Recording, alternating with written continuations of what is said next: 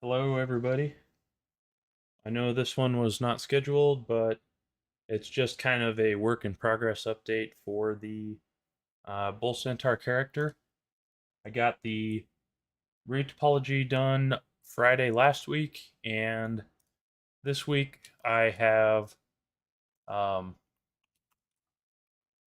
UV unwrapped it and started to do some texturing work. So I'm just going to work on texturing for a little bit and talk about what's next. But basically, I'm just excited for this character, and um, yeah, just want to get just gonna a little bit of an update and keep going. So,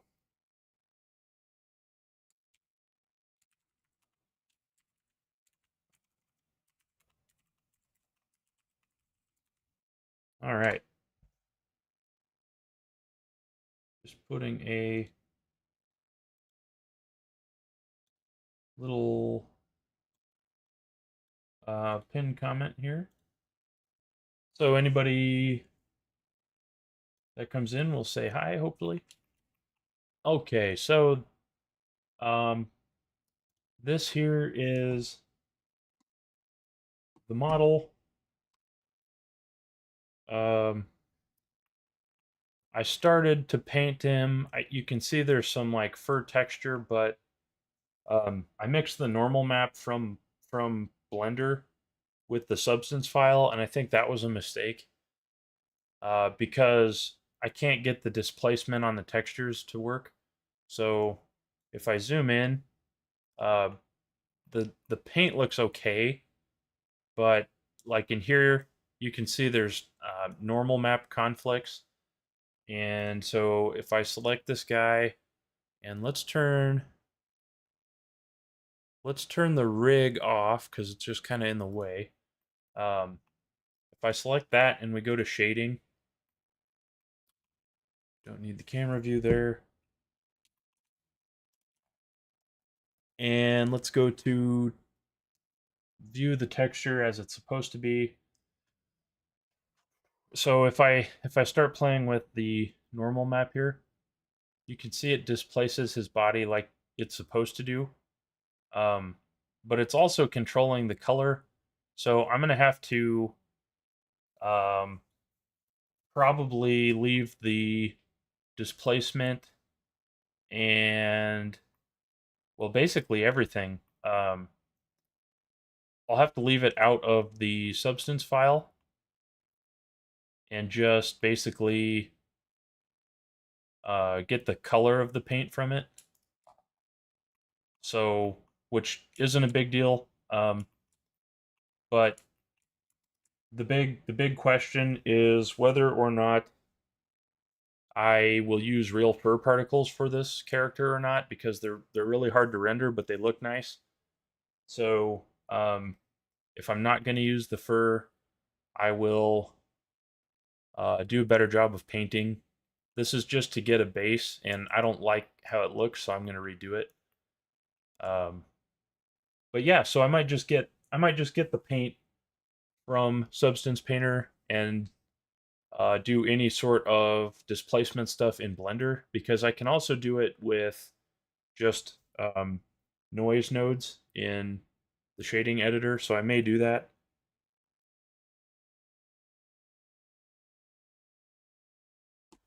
But yeah, I don't like how this looks. The reason it doesn't look very convincing right now is because it wouldn't matter normally. So um, all of this orange and stuff is just going to control the color of the hair strands. They're actually part of the curve system. I'll use the new hair curves, but uh, so the texture detail, like on his chest here, where you can actually see the shape of the fur, I'll either leave that out and just use really thick full body hair, or I will include this and just use some hairs for accents, which would be a lot easier to deal with, but um, haven't quite decided. So I guess now is a good time if anyone has an opinion, but we're going to go ahead and restart this material. So I'll just keep this one. just in case.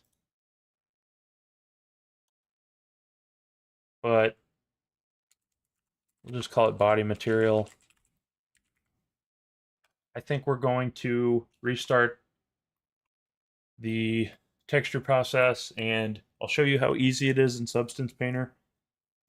But we could also get away without actually putting hair particles on this guy if I wanted to go for a less realistic look. Poor man Pokemon is here. Hello. Thanks for coming to the surprise stream tonight. I'll probably be on for a little bit, but not 6 hours like last week.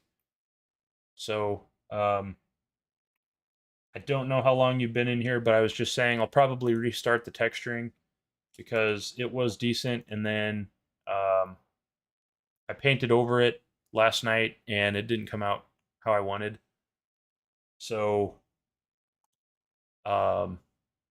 yeah, I think the normal map that I have is causing problems with the files from Substance Painter. So if I get rid of all of this, which was what came from Substance, I'll move the normal map back up.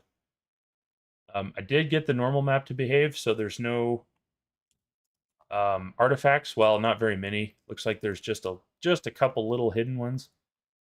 But those are caused by trying to bake a normal map with really obscure geometry. So if I turn this off, you can see there's some weird kind of shading artifacts here, and that's just because the model is low topology. But that artifact from his nose goes away.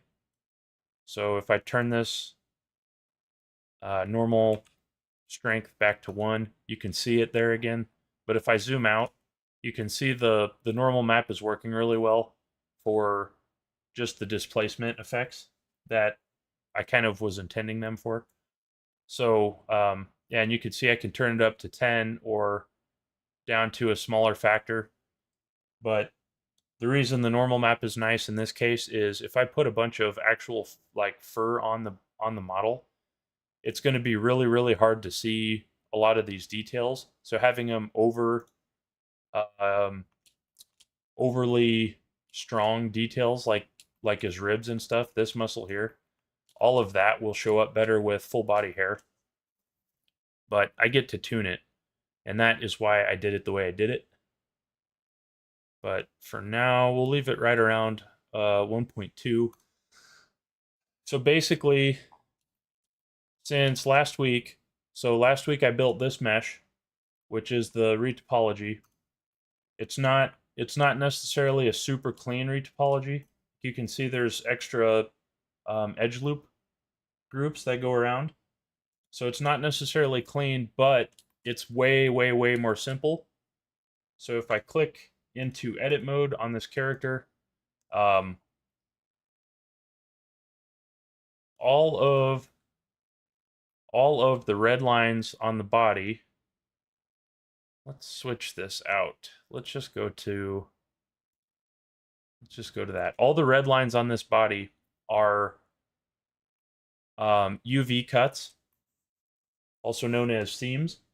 So each one of these seams tells Blender that it needs to separate an area. So for instance, when it looks at this horn, it'll take all these red lines and make them a cut. So basically it's going to take the tube that is the horn, it's going to cut it around the base and then up one line, and then it's going to lay it flat.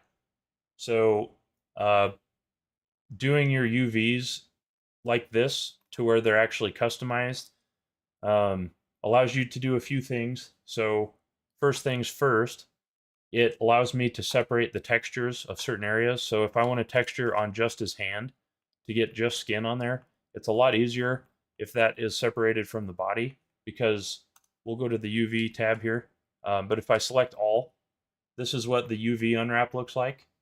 And basically Blender is going to just paint like directly onto these pieces. And like here you can see his hands.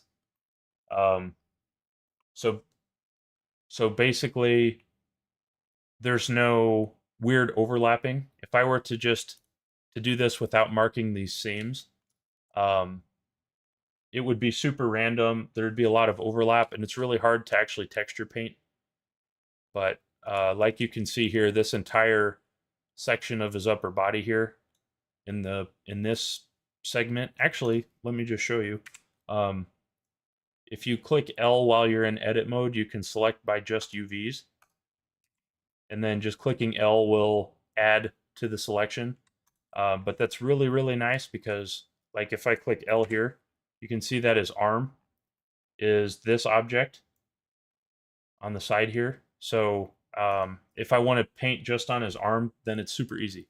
But that's the main reason why I retopologize this model.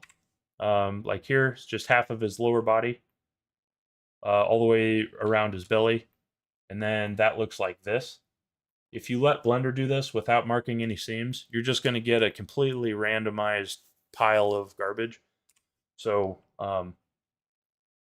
it's absolutely a necessary step, but that is what I have done.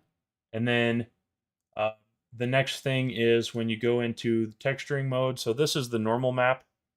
This tells Blender how to make these muscle details from a flat image. But if we go into the actual base color that I got from Substance Painter, you can see how it's painted onto the mesh. And that's what we want to see over here. So we need to view the actual texture, I think is what we need.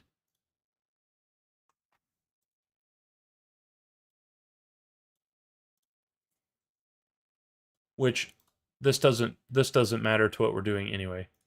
But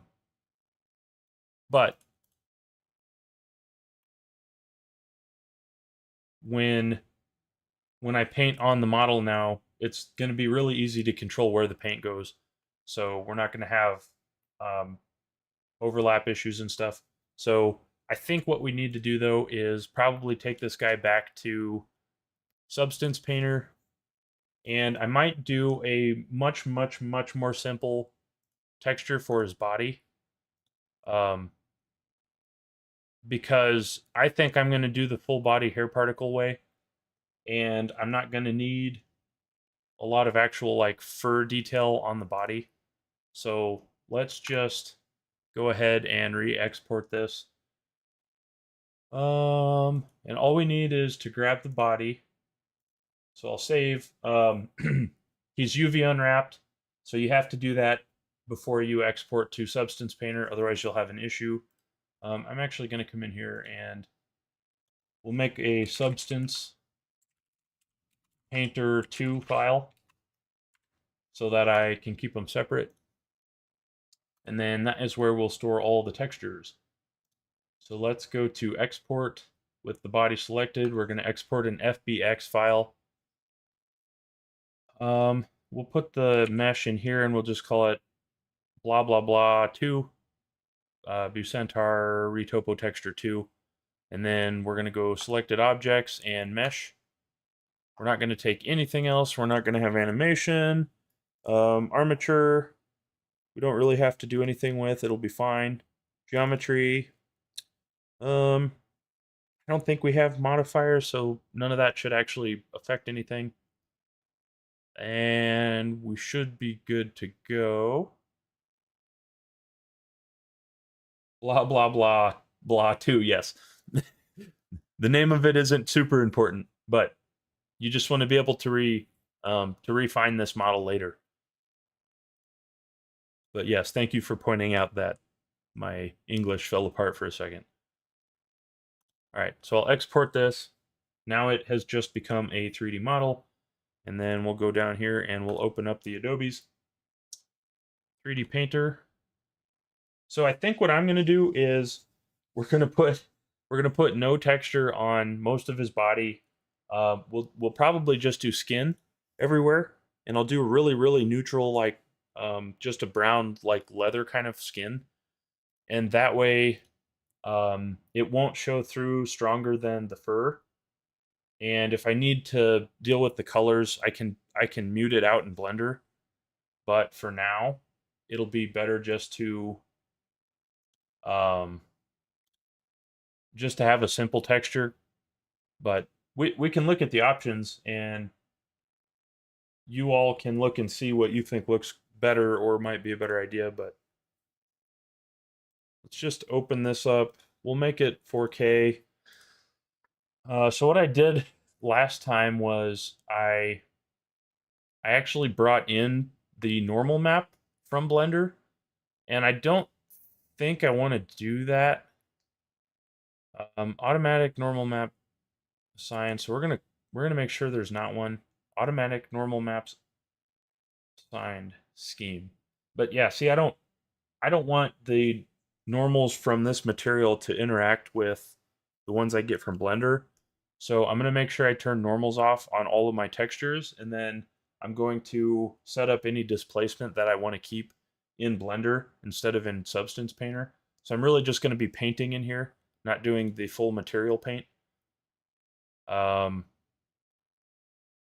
I think we're good to go. So we're going to hit OK. Just a second or two, and we've got our model in here. Now, obviously, this one doesn't have the normal map like showing. I think it's still applied. So I just need to be sure that my paints don't have normal data on them. But the normal map that causes all of the muscle detail to show up, that's all just in Blender. So that's turned off here. And actually, this lets you see the normals. This is how Substance Painter is interpreting this, and you can see where our seams are, because this UV texture, these came from Blender, so this matches our UVs and material image on Blender. So will be nice and even. It'll all fit when we bring it back. But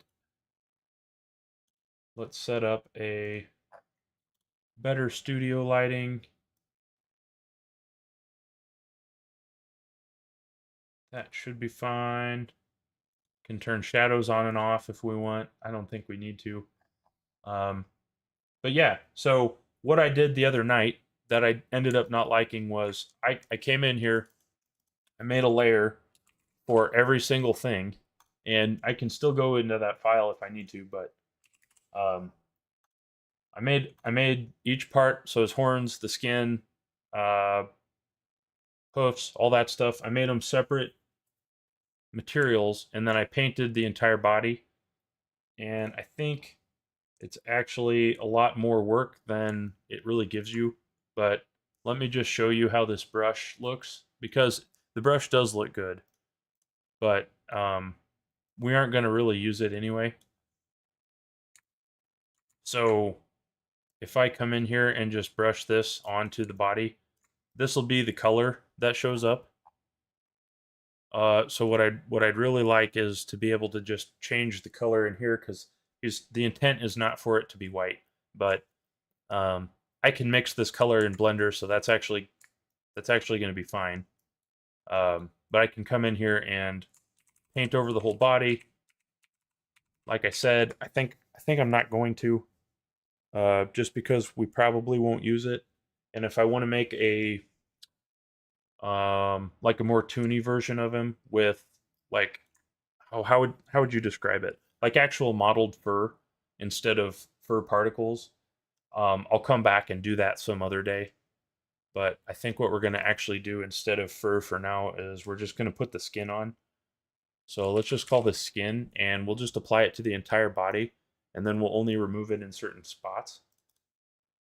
So I'm going to use hide. Surprisingly, there aren't a ton of options for skin, like that would match what you expect.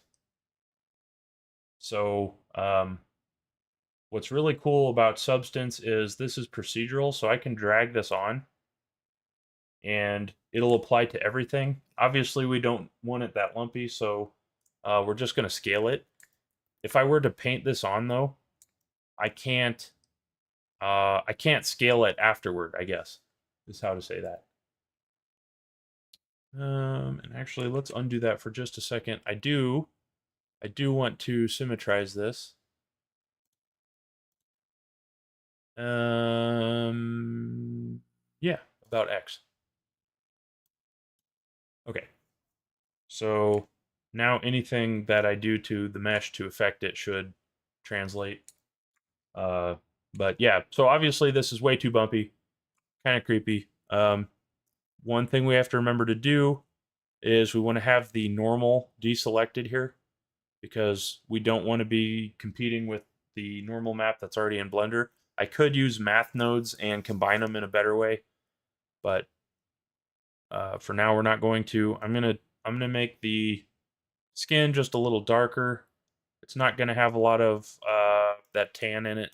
It's gonna be more like a really dark brown or a black palette kind of. And I'll change the grains to small. And then we can just start playing with some of these settings. So a lot of these settings are going to apply as just a map. So there's going to be color information, and then there might be some displacement information, but um, we're not going to get a lot of the bumpiness. It's not going to affect the mesh, I guess, is what I'm saying. So a lot of that, though, we need to take down. So let's go into the technical parameters, and I can come in here and I can change the height. First things first, though, we should scale it because that is too big. So I can just set the tiling up a lot. And then you're going to have like this super repetitive texture. And then we can set down like grain intensity and stuff like that. Probably don't need a ton of wrinkles because he's alive. He's not leather. Um, but we can turn like normal intensity and height position down a lot because I don't need it to be real bumpy. I think um, a lot of the bump that comes from the leather is from processing it. So we don't want to actually make him out of leather per se. Let's see if yeah, so the normals aren't doing anything because they're turned off, which is what we want. Um height position. I don't mind being it higher, but I know it's going to just cause some problems in Blender. So let's see what the default is. See that looks like it folds up or something. It's got some sort of like shading problems going on. Um, set that back to normal. Set that back to normal. Roughness. Okay. So it doesn't need to be too rough. Roughness variation can go up. Color variation. I don't think I want too much of that because that's going to make it look like leather. Let's make the skin a little darker. It's almost going to just be like jet black color-wise. So almost something like that. And then everywhere on the body where there's going to be hair particles, those will just be on top of this. So in general, it's not going to matter. But what we can do is we can come block out everything that's not this texture by erasing on the model. So if I may have to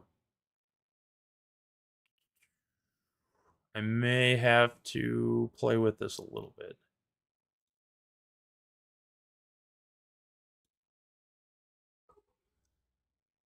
But I should be able to come in here and just delete out the parts that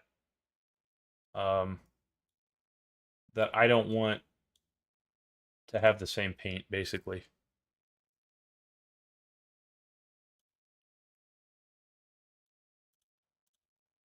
Let's take that off. Yeah, and the user interface of Substance Painter is interesting, but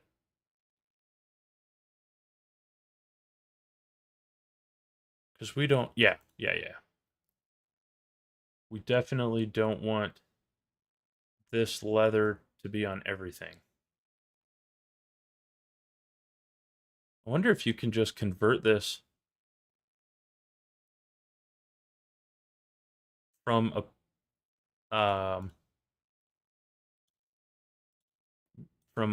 basically what it's called is a fill layer, which is just a procedural material. I wonder if I can just convert it into a paint layer and then I can modify it.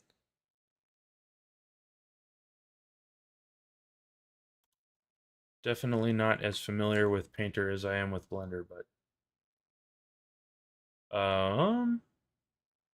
yeah. So basically, let's see, how can I do that? 4 arrows down, 4 to go. Nice. How was my day? My day was all right. Yeah, it was all right. Just a fairly normal day at the office. We got a new network switch today, so you know that was really exciting.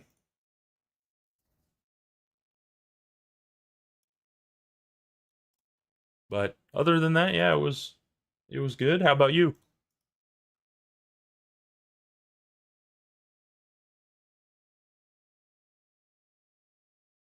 Oh, here we go. Let's do it this way.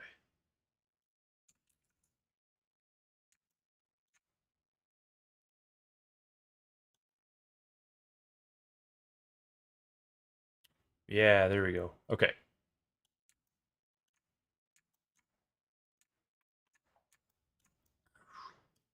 Yep, I was just sitting there at work dreaming about making Blender characters, you know? Pretty typical stuff.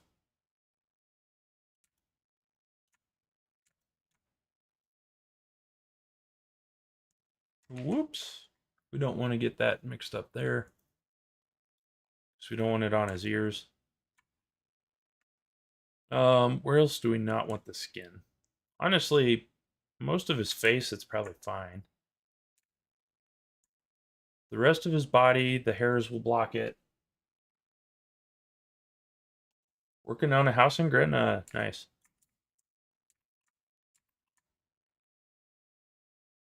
Finish around 11 a.m. tomorrow. So half day of work or going somewhere else? Yep, short day on a Friday. Nice.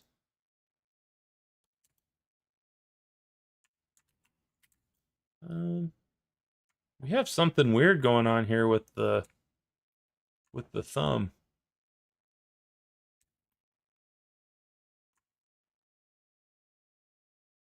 Wonder where that's painting that. Oh, look at that. So our UVs are pinched up right here. So you get this texture stretching effect. Okay. We'll have to go fix that. Got to grab materials for another job in September. Okay, well, there you go. And then you'll be gone here soon quite a bit, won't you?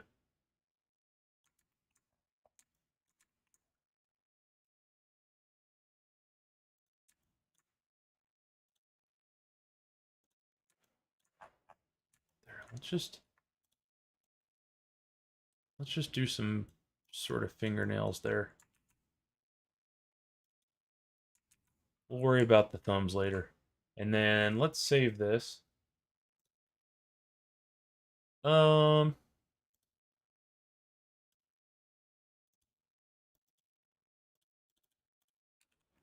there. Because I've had Substance crash on me before, so that would suck. what are we doing? We're still white masking. So basically what I'm doing right now is I'm telling Substance Painter what not to be uh, the fill material. That's the skin, or I guess the hide basically is what it is. So I'm just gonna mask out a lot of this. Anything that's for sure not gonna look like skin and for sure not gonna be covered in hair. Like the hooves will definitely not be hidden. So I'll get those cleaned up a little. And the skin can overlap a lot here. So I'm not super worried about it. I'll leave for Antelope Saturday through the next Sunday. Back to work next Monday for a bit, and then finish that job. I'll be doing film stuff for a bit. Awesome. Cool, man. Yeah, you'll have to let me know how all that's going. Pretty exciting. Doing some high level stuff over there, man. Okay, that's good enough for those. Let's scoot back here to the back hooves.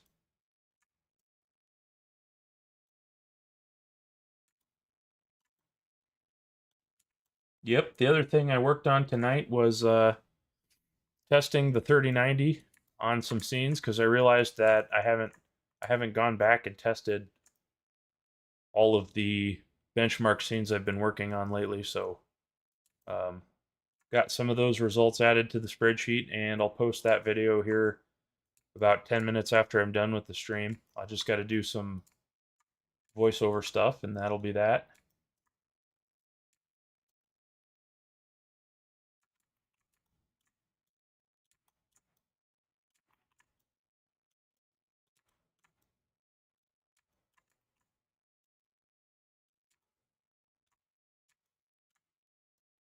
Yeah, dude. That's and then drone stuff.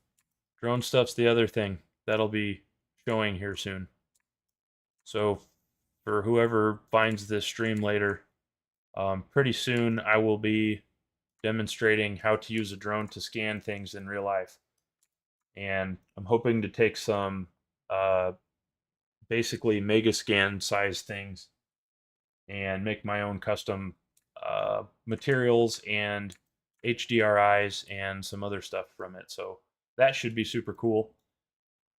Other than they're just kind of fun to have anyway, just to fly around. But so I think for 3D stuff though, that's going to be awesome. All right. See, now I think this is way easier than trying to start with hair on all of the body and then painting skin after, because basically this was pretty simple.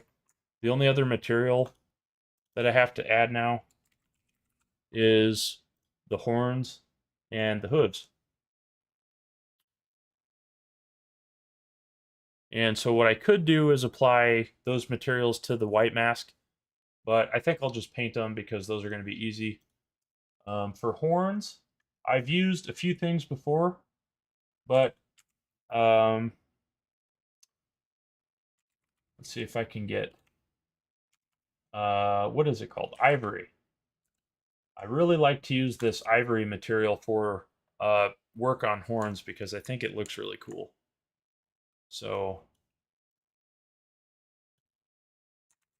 let's get this set up just a little bit. All right, we don't want normal. Natural wear color, let's get some of that going. On the right side of the screen here, you can kind of see this preview of the material. So that helps you kind of know what your stuff's going to look like before you start painting.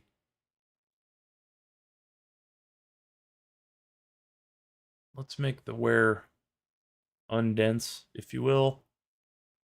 Porosity, don't probably need to worry about that. Wear color, intensity. Oh, that's vertical and horizontal. Okay. That won't matter. Roughness, we'll make it fairly rough. And then what's cool is you can actually change can actually change the multiple colors in this somewhere.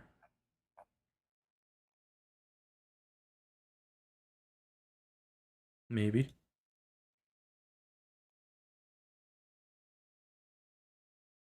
But I actually like the kind of ivory look of it. So I'll start to just paint on some of that, see what it looks like.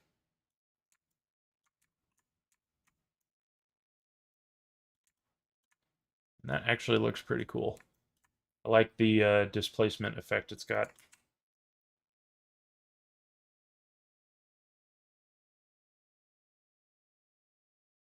And I'll probably just have to come and remove the paint from the ears because it's going to get on there anyway, so I'll just have to deal with it. But so for now, I'll just have the ivory material blend right into the top of his head there. Really, it should look like the horn is coming out of his head more and not be so smooth of a transition. But the whatever we set up for hair in Blender will probably make that not matter. So I'm going to go ahead. I'm going to be pretty liberal with the brush here, and then I'll come back and correct it. So I'm still on the horn layer. I can take the eraser now and make it a very small brush and erase the areas that I don't want this to apply to.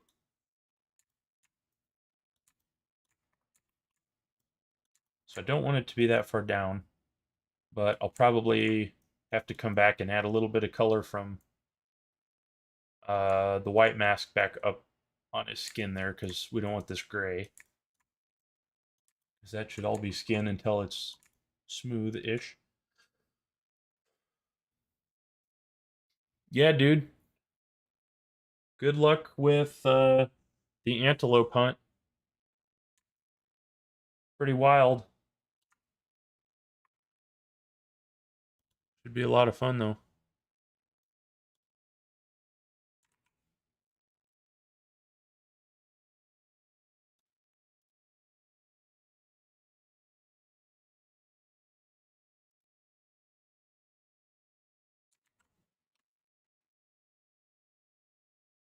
Okay, now I need to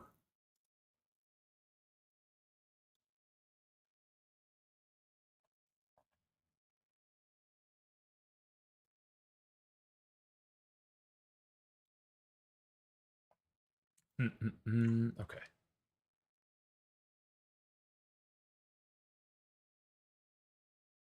Actually, can I just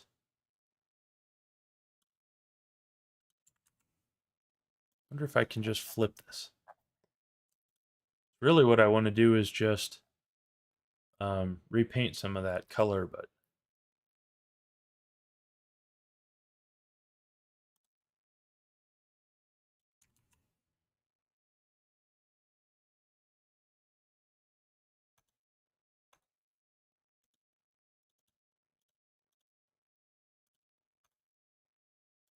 I don't know why sometimes it's so hard to get the brushes to um, apply. Oh, maybe because I'm in the eraser. Yeah, there we go. So I'm just going to add some of that brown back up on the base of his horns. Cool. Okay. So those will look cool. His skin is probably still a little bit too bumpy, but luckily, since we didn't paint it, we can adjust all of that.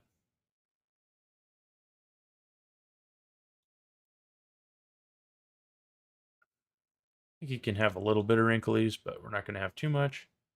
And then, what does a large grain do? Nope. Nope, nope, nope. Small. Normal off. And then let's just take that height range down. We really just want to see a little bit of um, a little bit of a variance there, but you don't want it to look like it's actual leather.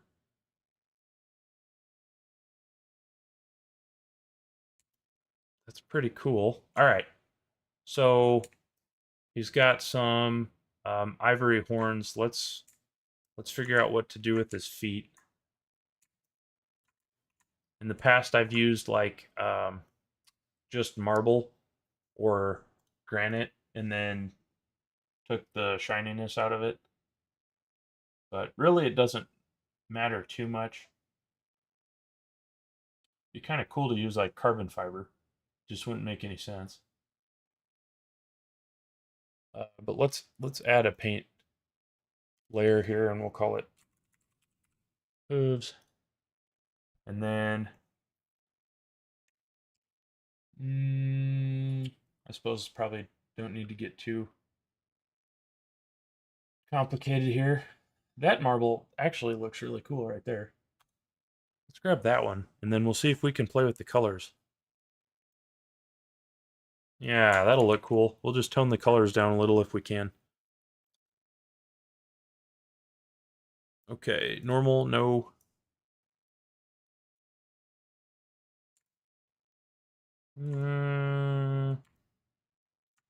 Not quite right, is it?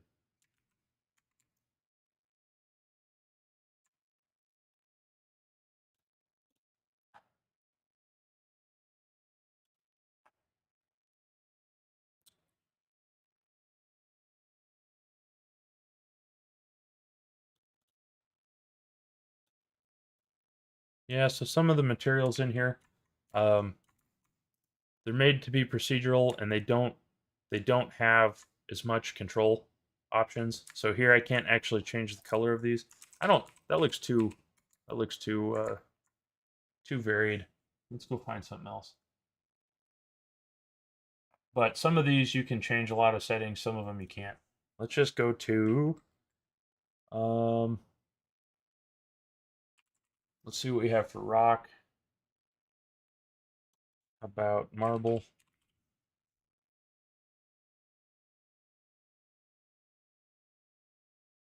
Something like.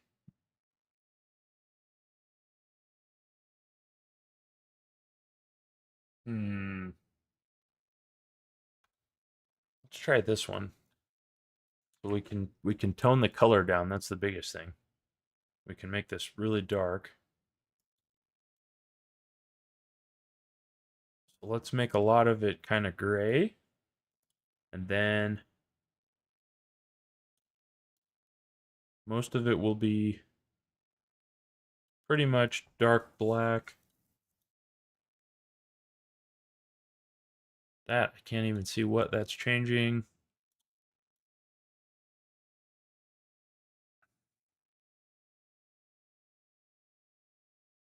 Okay, so that, let's make that a little bit lighter, and then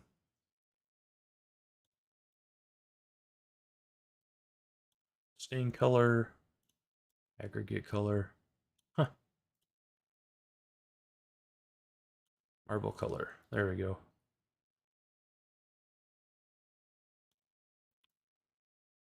Yeah, that'll look kind of cool. And then we'll just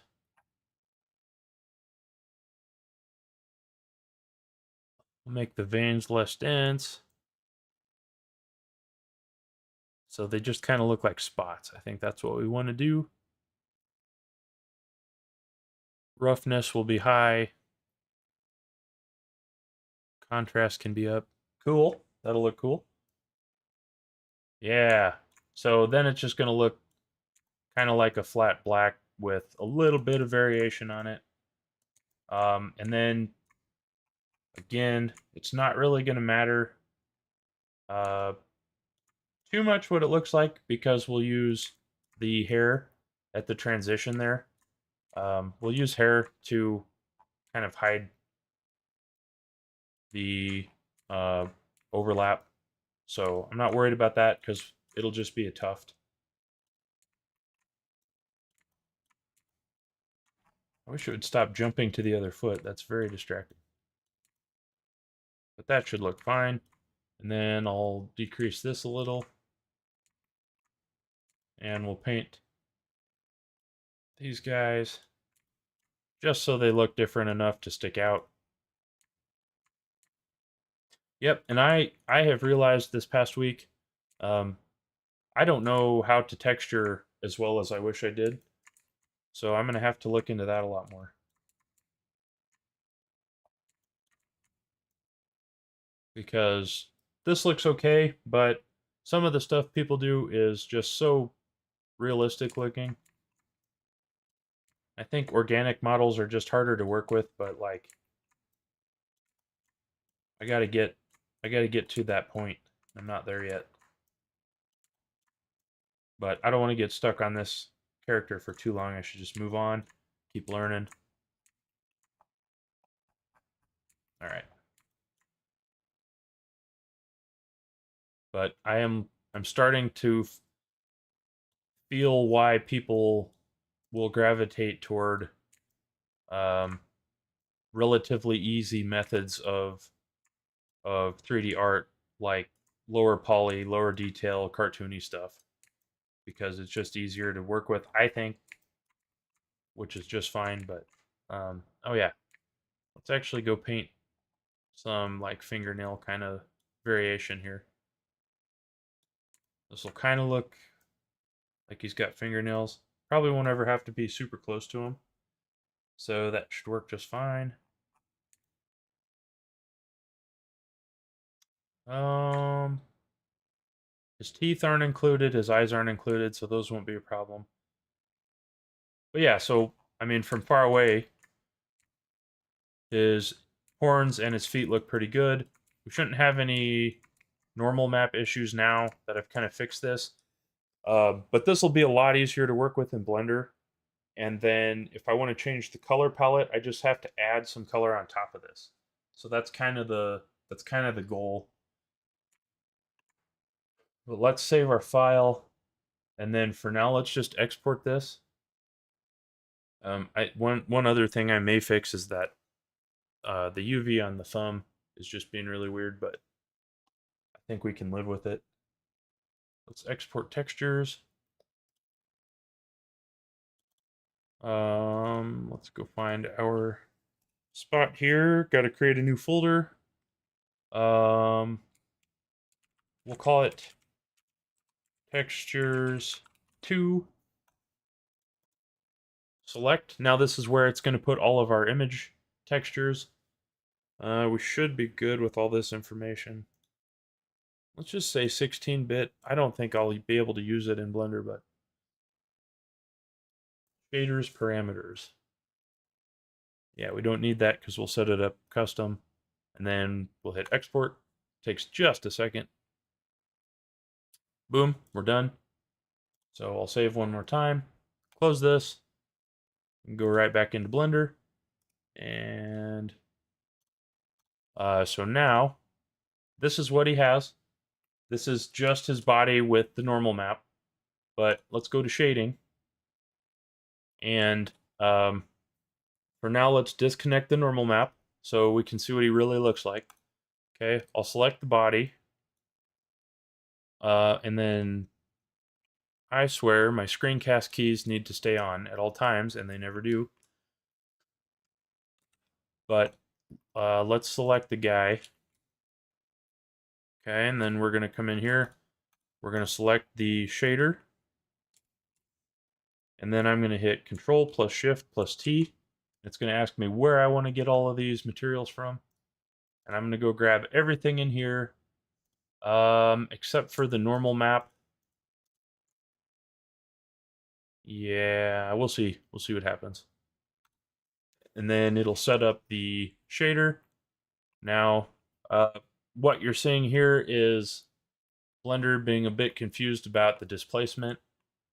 So, as funny as it is, we don't want this, obviously. So I gotta tune these shader settings just a little. So basically, what happens is one of the parameters that comes in is displacement, and the scale for the displacement in Substance Painter is significantly different than Blender's. And I don't remember if I've ever actually found a solution for it. Yeah, see, it's just broken everywhere. Um, so if I change these to zeros, this is what basically it looks like with no displacement going on. Um,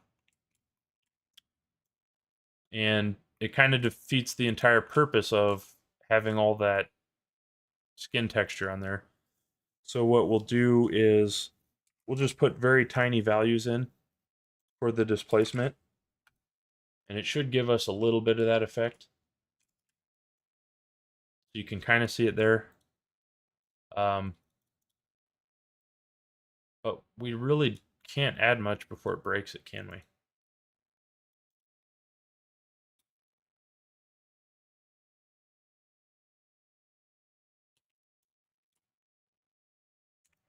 All right, so you can, I mean, you can see it kind of looks like the right material, but it's still destroying volume.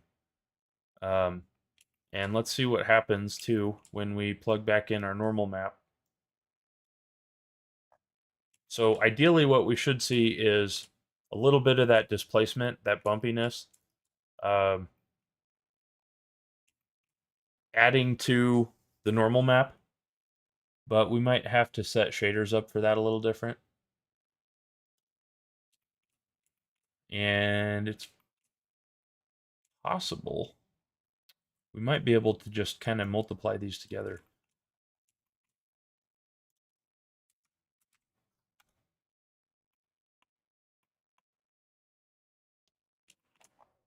Okay.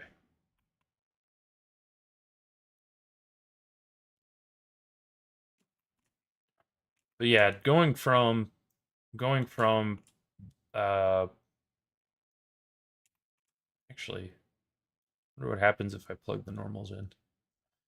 Going from the Substance Painter to Blender with displacement is always a little bit of a headache, and I have yet to figure out exactly what causes it.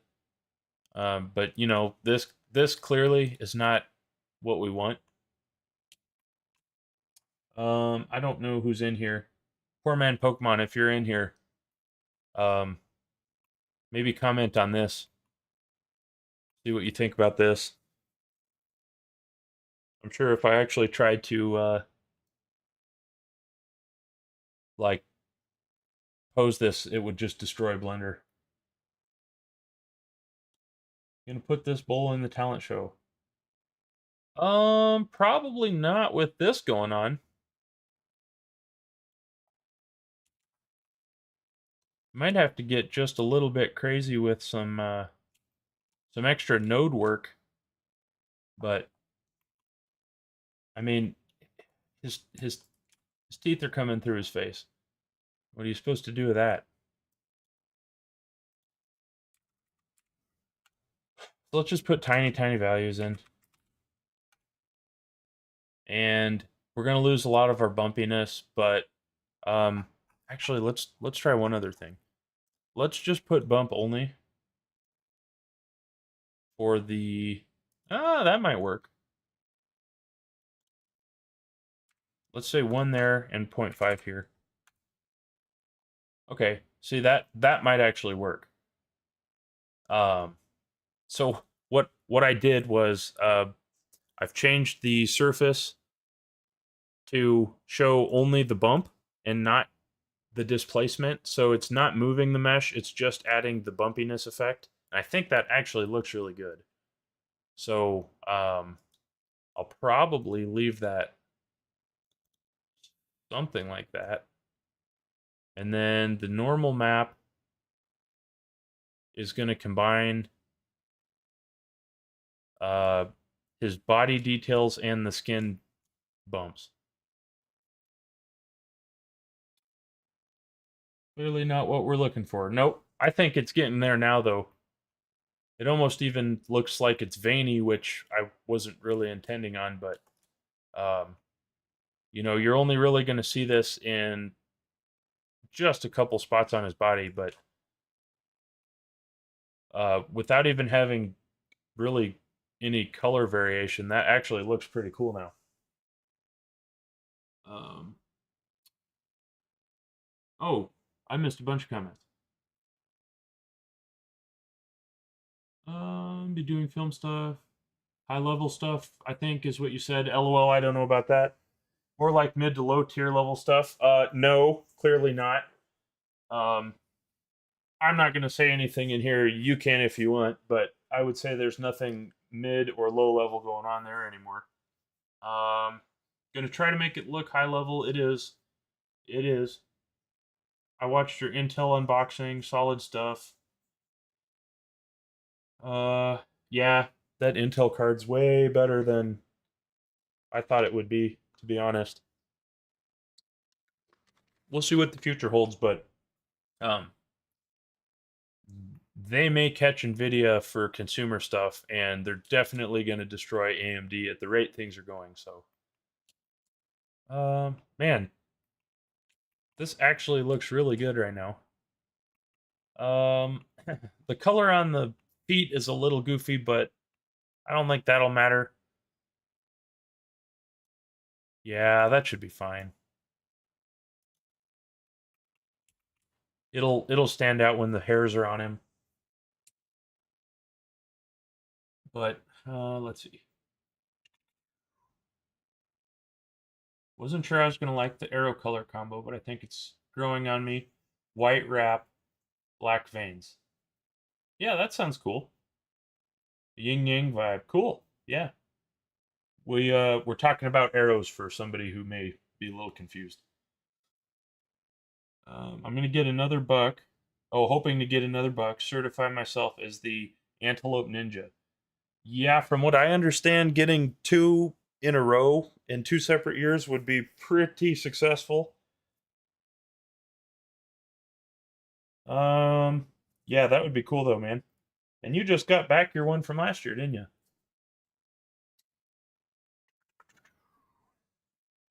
Gonna put this bowl in the talent show. I mean, honestly, 5 minutes ago I wasn't, but now I might.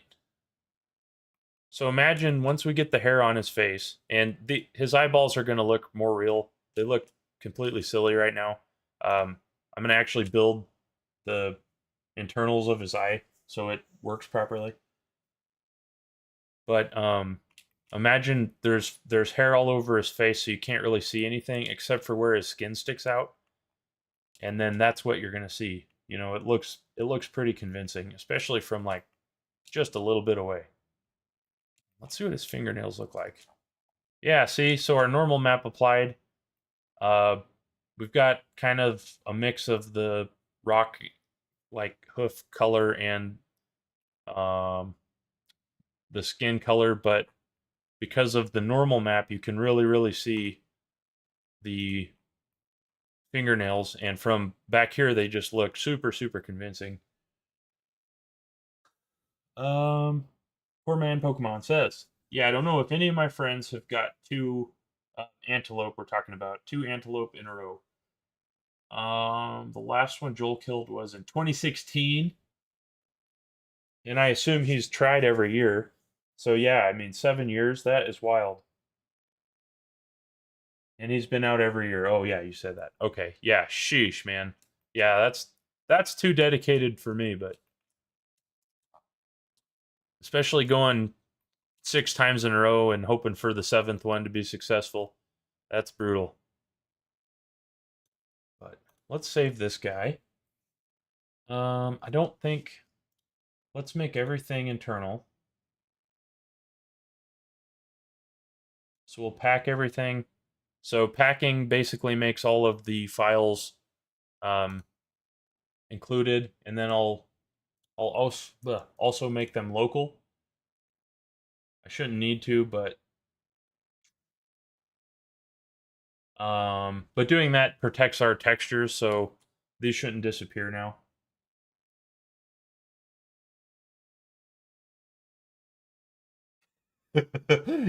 Maybe he just sucks. Yeah, maybe he's not the ninja that you are.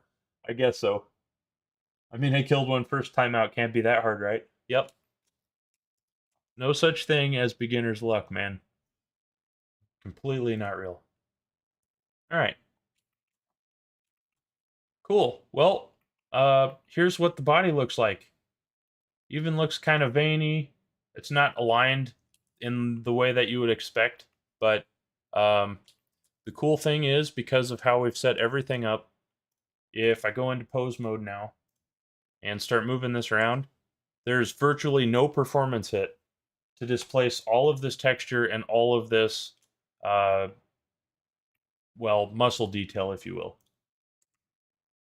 So if I hide the overlays here and I move this around, um, normally this high of detail mesh would be just absolutely awful to run, and it's basically as fast as I can move. So this is why I did everything the way I did. Our VRAM use is up about 6 gigs.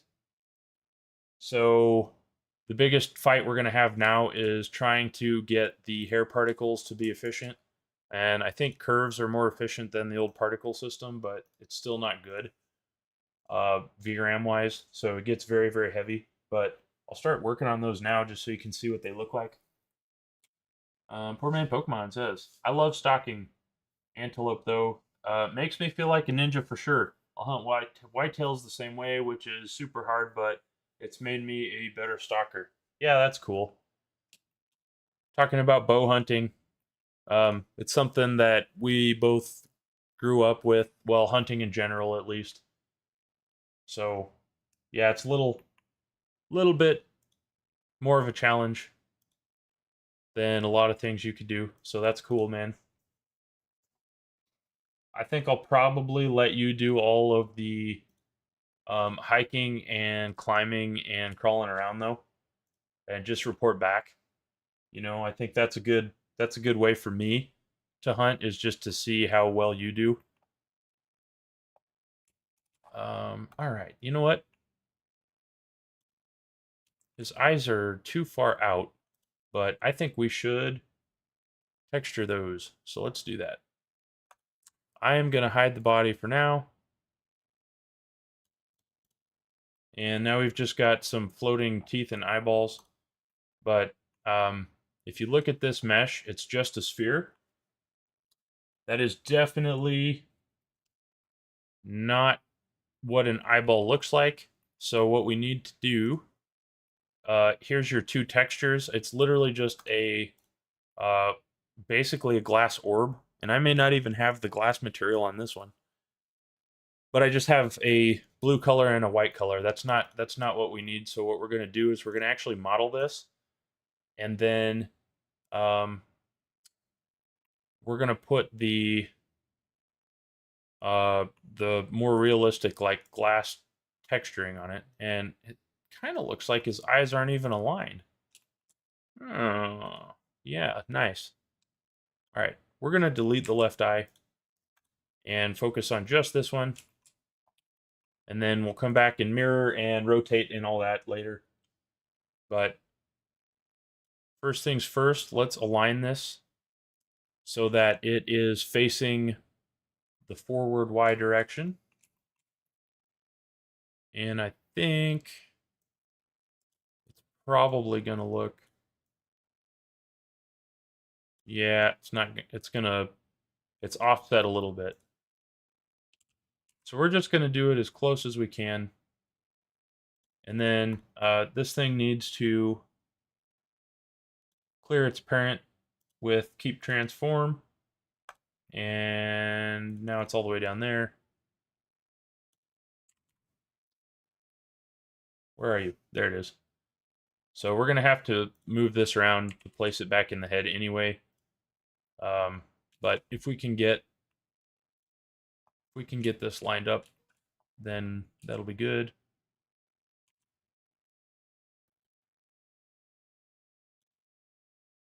Okay, that'll be close enough. Let's apply all transforms so it stays where it is. And let's model this thing. So let's go to edit mode.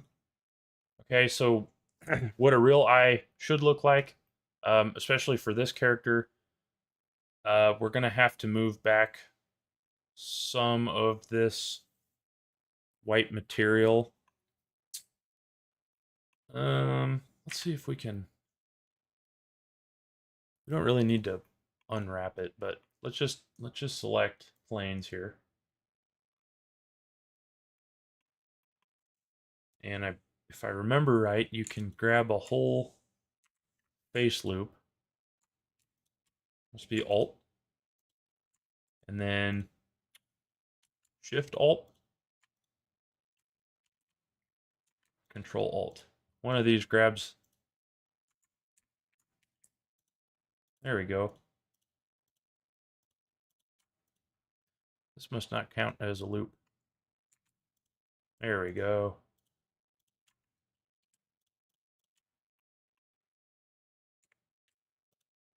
Okay. So now we can move these points around a lot. First thing I'm going to do though is scale them a little bit. And then I'm going to move these backward so they are sort of recessed. And then I'm going to scale in the Y direction. And probably move it back a little again. So what that's going to do is it's going to actually make the shape of the eye a little bit more proper. And since this guy is not a human, it's not going to be this flat, but I think we'll mess with the textures to get it to be what we want. So now what you have to do is we still want it to kind of be a spherical shape. So I'm actually going to grab this edge loop here, and I think we need to extrude it.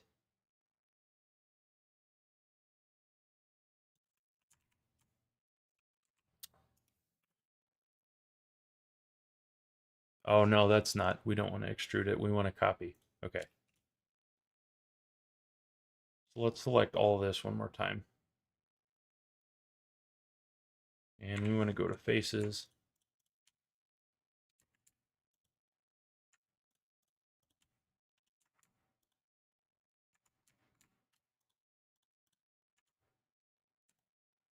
There we go.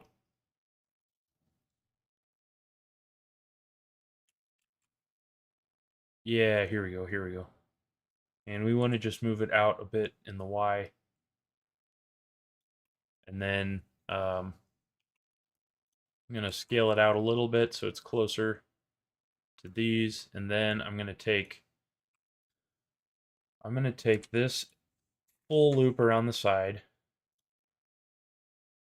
Actually, I think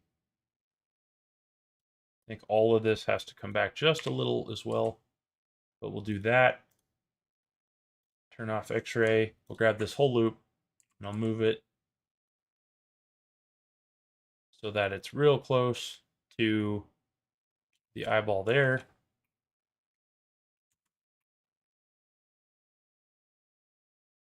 And let's just go back a little more. And then let's scale outward.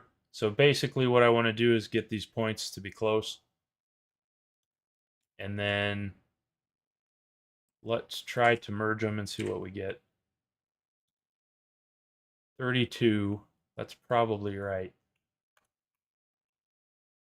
Okay, so now what we've got is an actual outer shell and inner shell for this.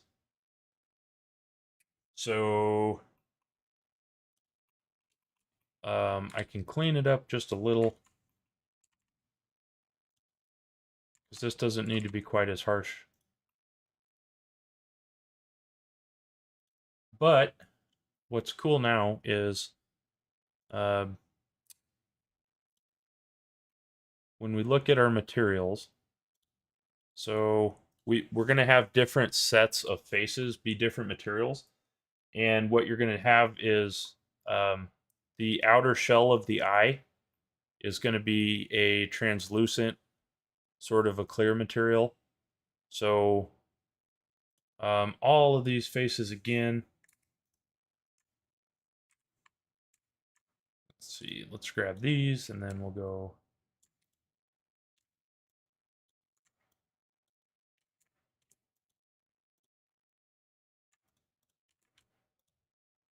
Wish it wouldn't do that.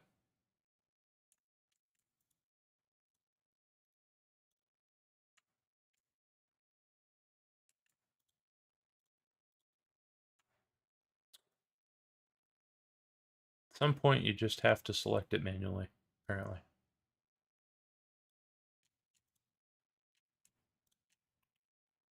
Yeah, okay. So all these I'm going to give a new material. And this is going to be, we'll just call it lens, matte. And with the selected faces, I'm just going to hit assign. And then what we're going to do is we're going to make this have very high transmission and a little bit of roughness. So basically we can create sort of a depth effect. So we have a weird shading artifact going on here. So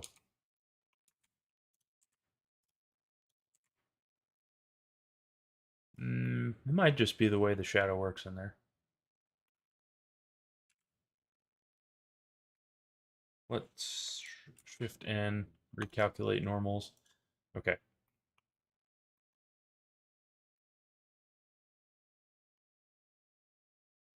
I think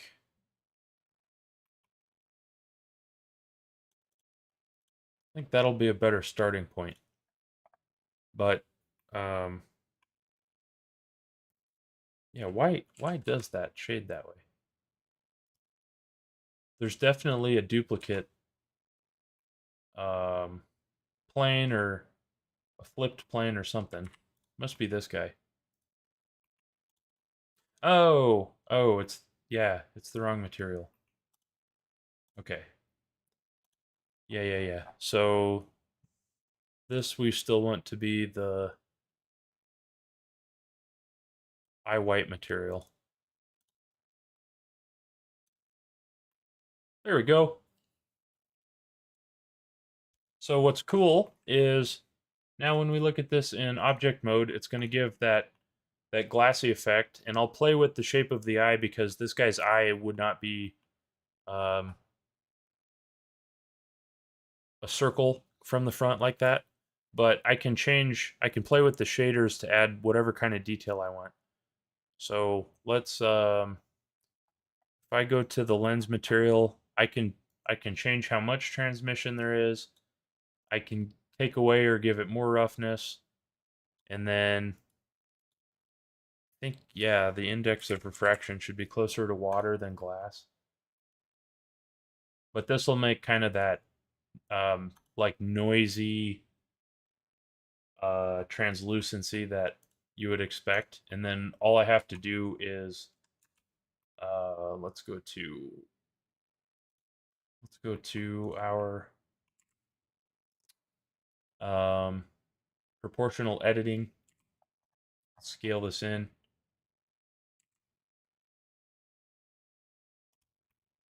And if I want to keep this on the face, let's just try it and see what we can.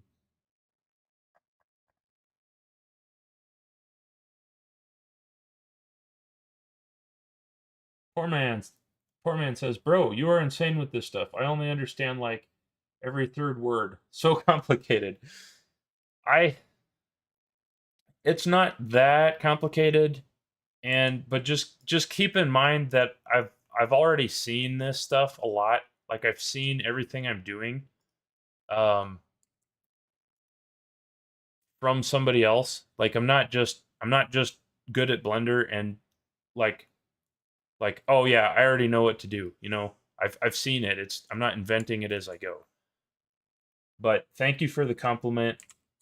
Um it's definitely a ton of work to learn and all that. So it is nice to hear when people are um, excited about it, you know. So thank you.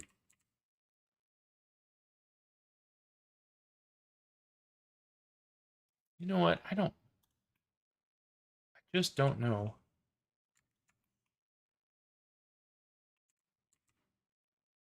Guess maybe I'll just make this wider.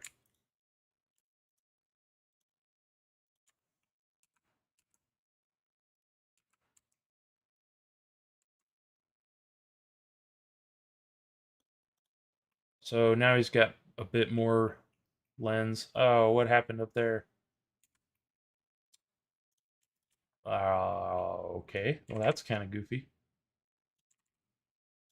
We'll just go ahead and correct that manually because that's the best way to do it, right?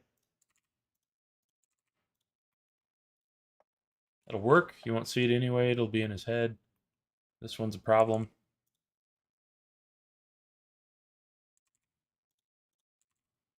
Poor man says, yeah, dude, it's impressive. Well, thank you. Ultimately, it is what I enjoy to do if I get to pick what, you know, what I got going on. So, um, I'm going to leave that alone for now. It's already a little better. What I'll probably do is, I'll probably get in there. Actually, yeah, we can do that right now. I'll get in there and I'll scale so that it's more that horizontal line because a bull's eye is more like a stretched horizontal looking thing. And it's really more, I think, what's reflective. It's not necessarily that there's a color in there, but I still want to like give this guy some eye color and stuff. So I'll play with the shader, but for now, what I'll do is I'll select all these front faces again. Ooh, I think I got some edge ones. Yep. And we'll go around, make sure there's none outside, make sure there's none inside that are misbehaving. Doesn't look like it. And then I will hide these. Now we can work. So all I'm going to do is grab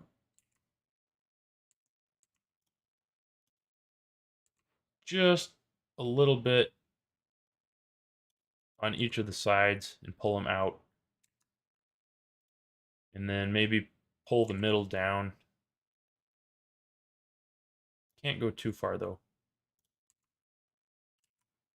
Maybe we'll just do it that way.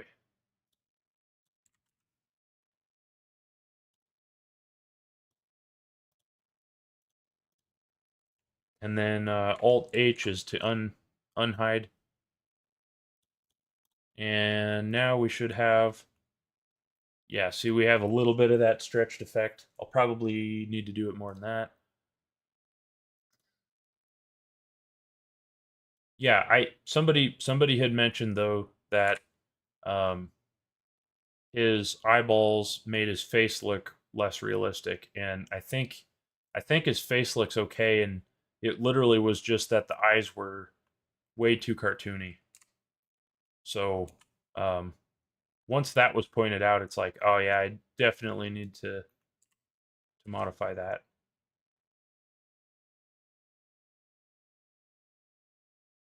You know what? I wonder if I can just select this and then scale.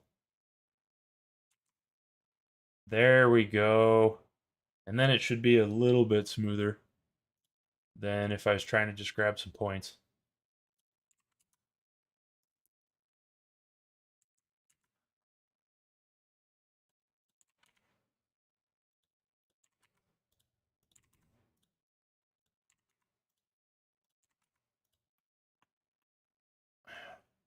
And this is probably not the right way to do it, but I think we'll get the effect we want. And I'll just have to change the colors a little, but like the white part, I'll put some veins on the back maybe. Otherwise, like the eye, it's not really going to be blue. I'll probably just make that like a black color, and then The lens material will give it less transmission. Might need a different eye white color too.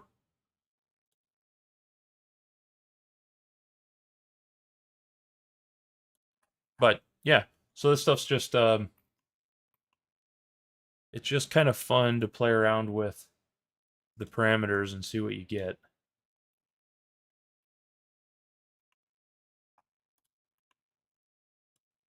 So that's an okay start. I will definitely mess with it more, but I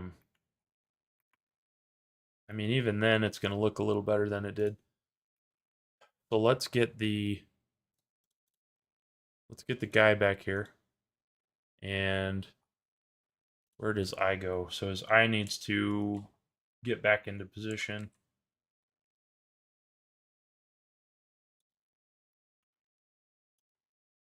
And we may have to scale it because I did shrink it up a little bit. Let's try that. And their eyes sit looking sideways slightly.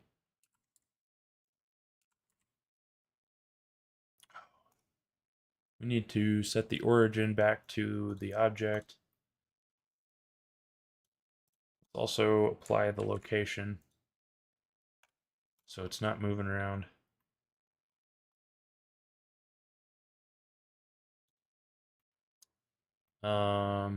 Okay, so we should be good. And then let's just scale it about the Y a little bit because I think it's going to need to fit his head a little better. And then this will end up actually rotating Z a little.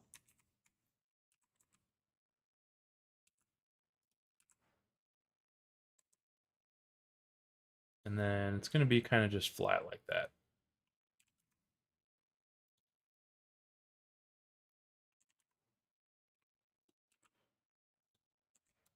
GX. And then we want them to sit inside of his eyelids, obviously. They don't want to be popping out too much. And then once I get the texture to look better, the white will shine through a little more. The actual eye white material part will be the right color. You know, that's actually not too bad. Well, let's leave that for now. And then basically all you have to do is decide what you think forward is, because then we'll reparent this to the face basically, and or to the bones. And so you want to place it so he's looking in the way that you think the bone controller is going to be facing, and then you should be good to go. But I think that's actually pretty close. So now what I'll do is I'll duplicate this, and then so duplicate automatically lets you move it around. I'll right click to cancel the move.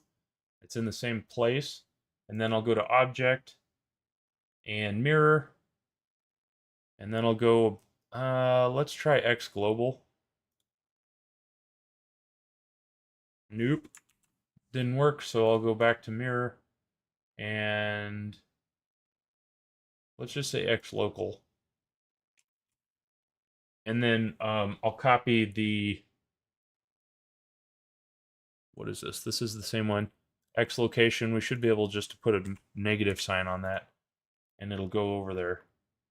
And then rotation needs to be opposite, so this will be, should be plus 36 degrees. Oops, I picked the wrong one.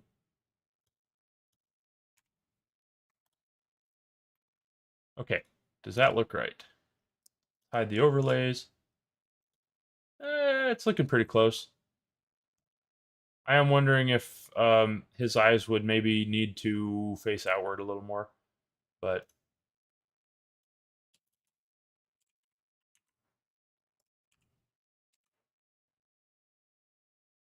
let's see, what am I doing here? Yeah, I think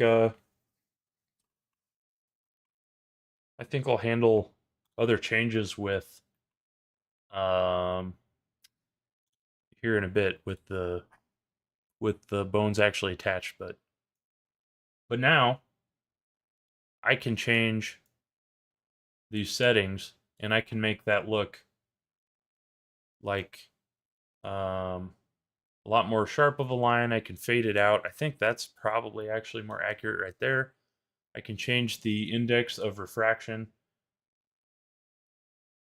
Ooh, kind of thinking maybe the glass is the way to go. 1.45 is close to glass for the IOR value. 1.33 is water. But what's really cool is since we copied the new left eye from the right eye, all of the materials also copied. So any change I make on that side will be um, duplicated to the other one. So that's super cool. I think the only other thing I might do just because I want to is um,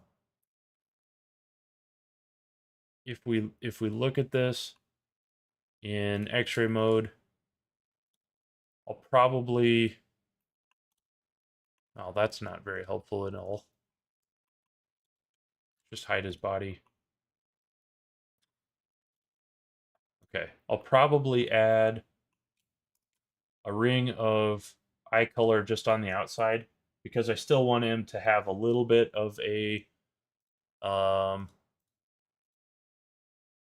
I don't know, like the look of a maybe not intelligent, but just I want it to be a little more custom or unique than just a normal eye. I guess yeah, basically putting a little ring of color there will look him or it'll make him look just a little bit more intelligent. So I think that'd be a good move, but let's see if our rig is still applied to this model. Yep. So if I want to close his eyes, I can do that. Just a little more. There you go. So that's what his eye looks like closed.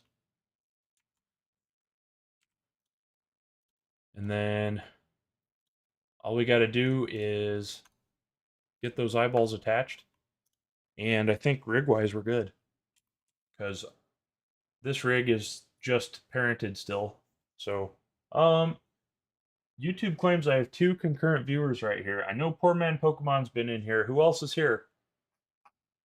The pinned chat up at the very top says you gotta say hi if you come in. So don't be hiding.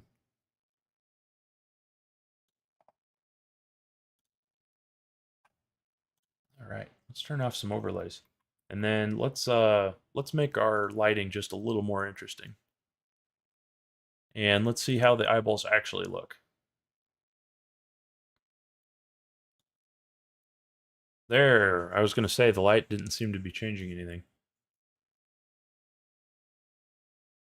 So the world lighting settings that I'm playing with right now are just included in Blender. They're just part of it.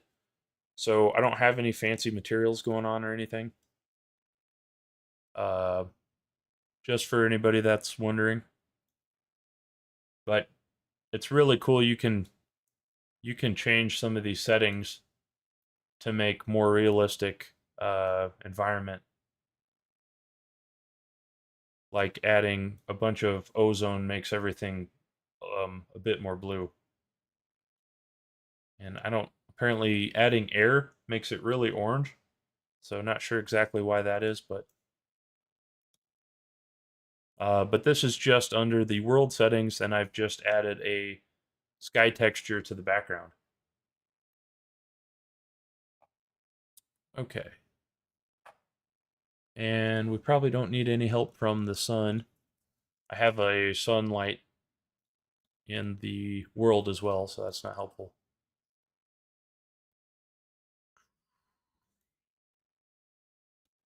Yeah, so um, the skin texture looks like it has a little bit of a reflection thing going on. So I can play with that later, but um, I mean, we could just whitewash everything and basically just smooth it over, but I don't want to do that either.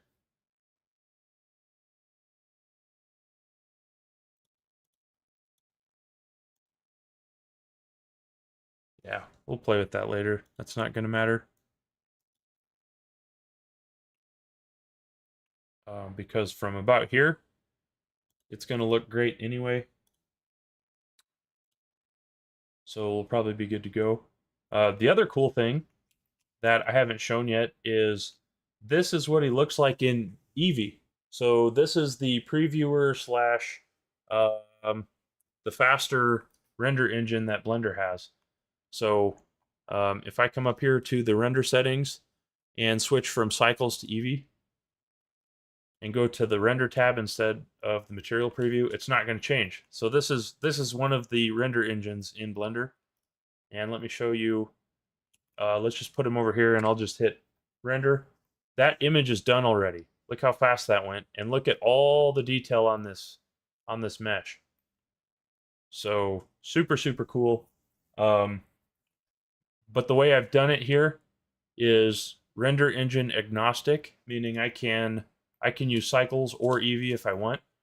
So if I go back to cycles, and then let's turn on the viewport denoising, and let's set a fairly low noise threshold. Um, the big difference you're going to get is you can get a lot more realistic shadow effects in cycles, but um, you know, arguably the Eevee render with this texture even looked better than the current one. So that's super cool. But let's attach these eyes before we forget, and then I'm gonna start throwing a little bit of hair particles on this guy just to get that part done. Okay, looks like the eyeballs, the centers are set where they're supposed to be. So I'm going to snap the cursor to selected. That puts the world cursor on the eyeball. And then I need to go into edit mode. I need to find the proper eye bone, which I think is the MCH eye. Oh, that's actually really close to where the last one was. Um, let me look. Let me look at my notes to make sure. My magical book of notes tells me exactly which bone to parent the eyeball to. But basically, if you set this up, you put the eye bone directly in the center of the eyeball.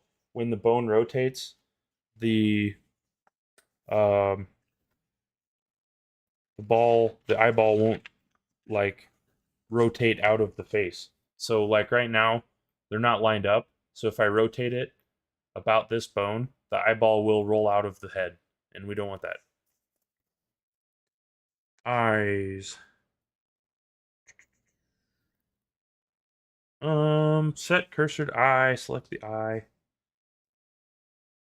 Select the MCH eye bone. Yeah, so I think this is the one.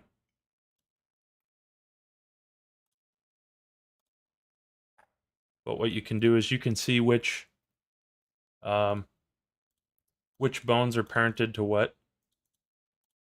And this one is the eye define bone, and it's parented to the MCHI, so I think that's the one we want. Which is this guy. So now all I have to do um,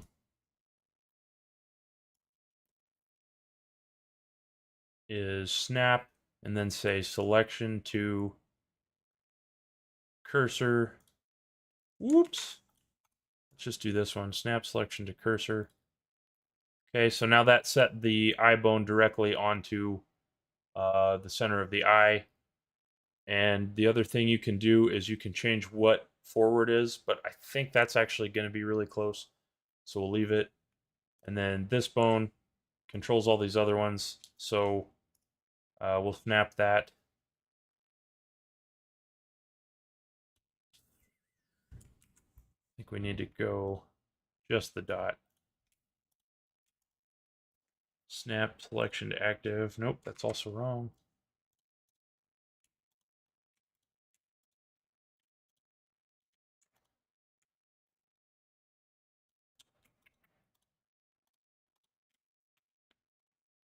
Okay, we'll have to do it the annoying way.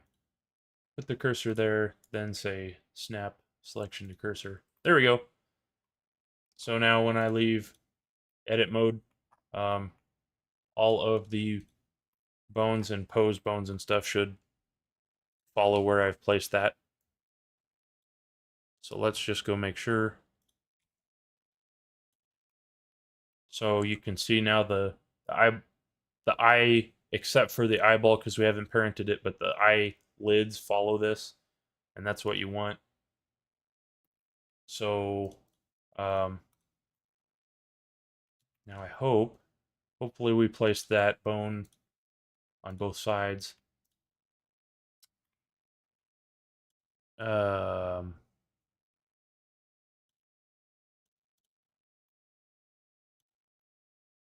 MCHI.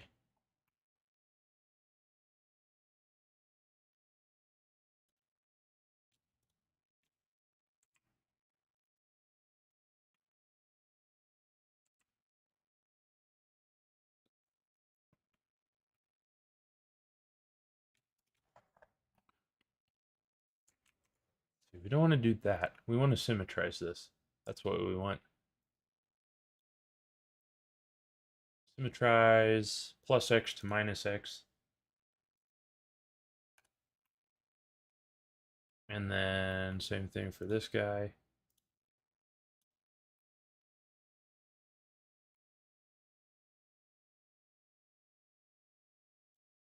There we go.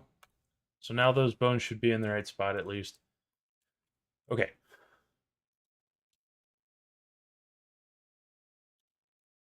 Get all this stuff selected. And then we're going to grab the eyeball.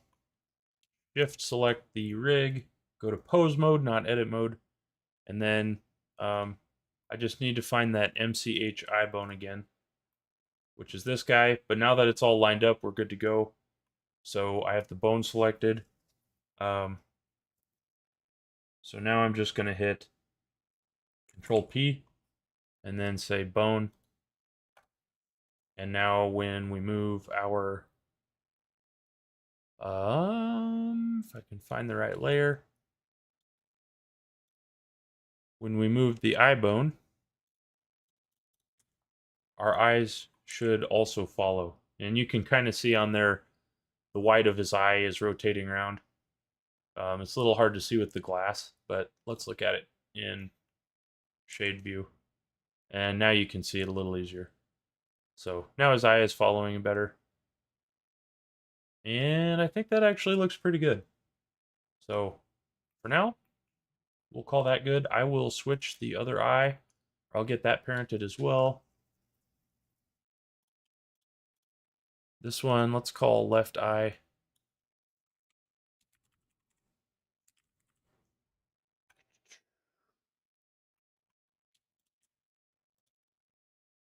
Pose mode. Find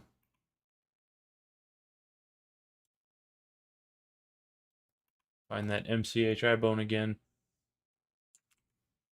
Parent to bone.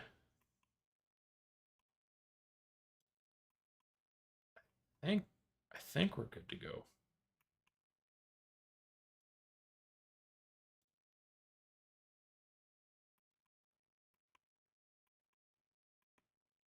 So then the only thing you have to do is make sure that the eyes haven't shifted, which sometimes they will do that if you hadn't applied the locations yet.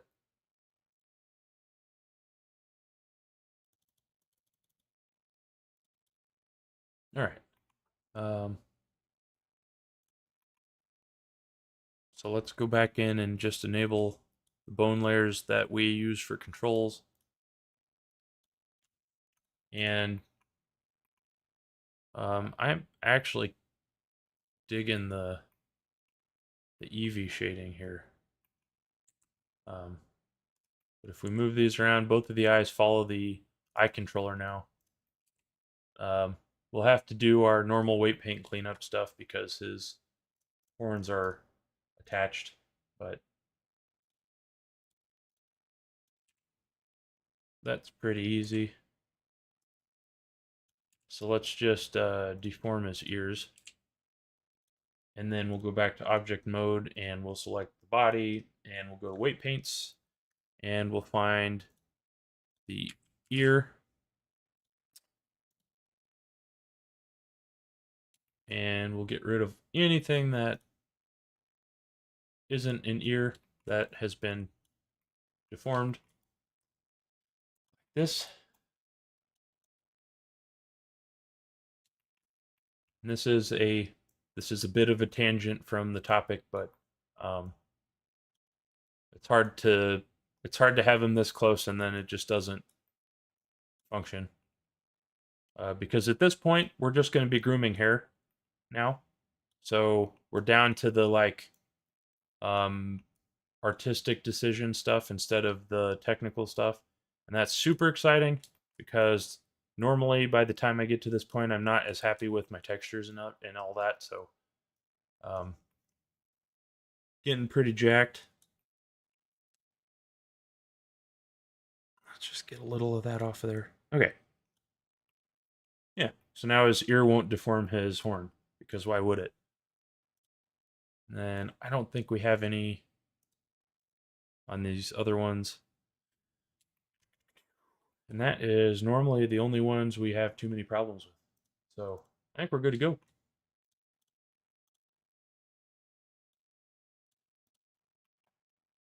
So if I clear the pose, I think everything looks pretty good. Save.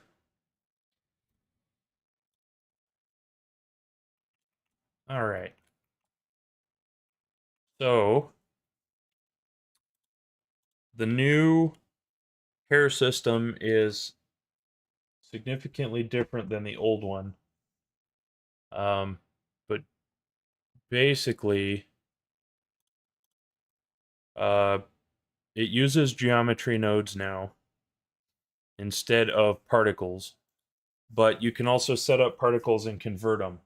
So I think what we need to add is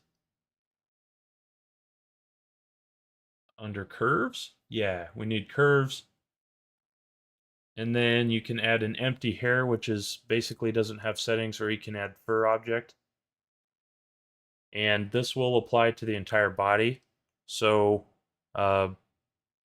all of these properties on the side over here are things that you can change. We should be able to change where the hair occurs on the body, but you can also just delete it. So now if I go into sculpt mode, I believe, yeah. So if I go into sculpt mode, I can easily just move these hairs around. Poor man Pokemon says, "Okay, I gotta go to bed. Thanks for the live stream. It was fun watching. Um, yeah, dude. Thanks for coming by. I know it was a spontaneous one, so everybody who sees it, thanks for hanging out. But I should go to bed too. I think I probably will. So but yeah, next time, whenever that might be, I'll be gone for the weekend. But next time we see this guy, we'll be working on the hair curves. So I'm wondering where they went. Okay, yeah, so they are parented to the body. But yeah, so we'll be playing with hair, getting his body hair to work. If you ever played with it before in Blender, it was awful. Now it's really easy to use and it runs fast. So lots and lots to do, but we will get to it soon. So I'm actually going to take off too. Thanks to everybody who watches this now and in the future. And yeah, we'll be seeing you.